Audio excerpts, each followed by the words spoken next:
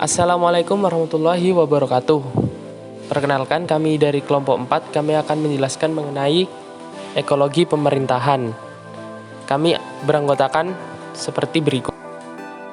Dan di dalam ekologi pemerintahan ini, kami dari kelompok 4 akan menjelaskan mengenai lingkungan eksternal yang berpengaruh secara timbal balik terhadap sistem pemerintahan, yakni yang pertama, ideologi dan politik, yang kedua, ekonomi, yang ketiga, agama, yang keempat, sosial dan budaya, yang kelima, pertahanan dan keamanan, yang keenam, teknologi informatika dan komunikasi, kemudian yang ketujuh, the invisible government.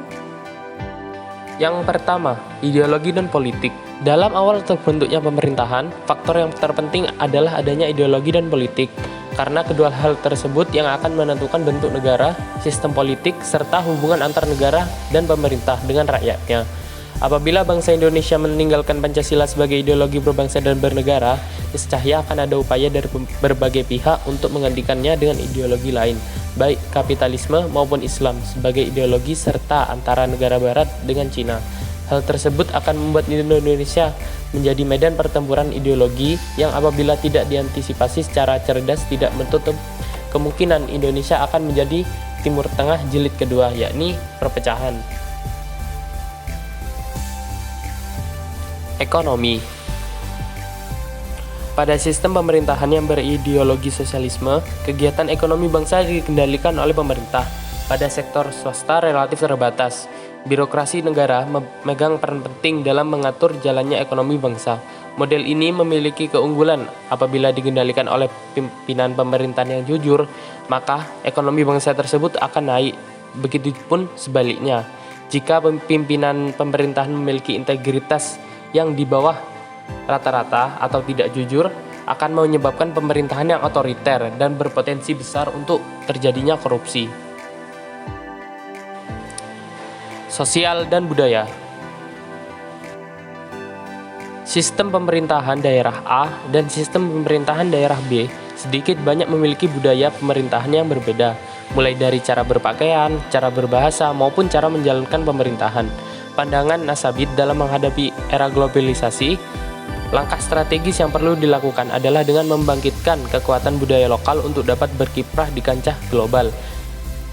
Faktor sosial dan budaya perlu diperhatikan oleh para aktor penyelenggara pemerintahan, sebab apabila salah memahami kondisi sosial budaya masyarakat di mana mereka bekerja melayani publik, justru hal tersebut akan menyebabkan timbulnya masalah. Kemudian, agama. Bangsa Indonesia dikenal sebagai bangsa yang religius. Masyarakat di Indonesia mayoritas beragama Muslim, tetapi dengan adanya kemerdekaan tersebut, tentunya hal tersebut tidak dicapai oleh satu agama saja, yakni semua agama di bangsa Indonesia. Konstitusi menjamin kemerdekaan setiap penduduk untuk beribadat menurut agama atau kepercayaannya. Hal itu merupakan salah satu bentuk penghargaan dari satu agama terhadap agama lainnya. Dan ada agama tertentu yang sangat kental pada tata kelola pemerintahan, ada pula yang sekedar formalitas. Teknologi informasi dan komunikasi. Revolusi teknologi informatika dan komunikasi telah mendorong lahirnya pemerintahan yang terbuka, dengan ciri utama penggunaan teknologi informatika dan komunikasi untuk menjalankan sebagian kegiatan pemerintahan, sehingga terbangun e-government atau e-governments, yang mana Obama berpendapat bahwa dengan paradigma pemerintahan yang terbuka akan memperkuat demokrasi, mendorong efisiensi dan efektivitas pemerintahan. Hal ini dapat kita temui di kehidupan sehari-hari, yang mana di zaman yang modern seperti sekarang ini tentunya perkembangan teknologi sangat berjalan dengan pesat. Maka dari itu setiap insan-insan calon pemimpin bangsa haruslah paham betul dengan kemajuan teknologi yang ada. Apabila tidak, hal itu akan menyebabkan negara kita tertinggal dengan negara lain. Pertahanan dan keamanan. Salah satu fungsi utama pemerintah negara adalah menjaga kedaulatan bangsa terhadap serangan musuh dari luar dan menjaga keamanan. Maka dari itu memang sudah seharusnya secara mutlak urusan pertahanan dan keamanan dikuasai oleh pemerintah pusat. Pembentukan di daerah otonom baru, pemilihan ibu kota pusat pemerintahan, ataupun pengembangan wilayah perbatasan negara memperhitungkan aspek pertahanan. Dan dalam mewujudkan hal tersebut dibutuhkan sebuah mekanisme koordinasi yang tertampung dalam forum komunikasi pimpinan daerah yang menggambarkan pentingnya faktor pertahanan dalam proses pemerintahan.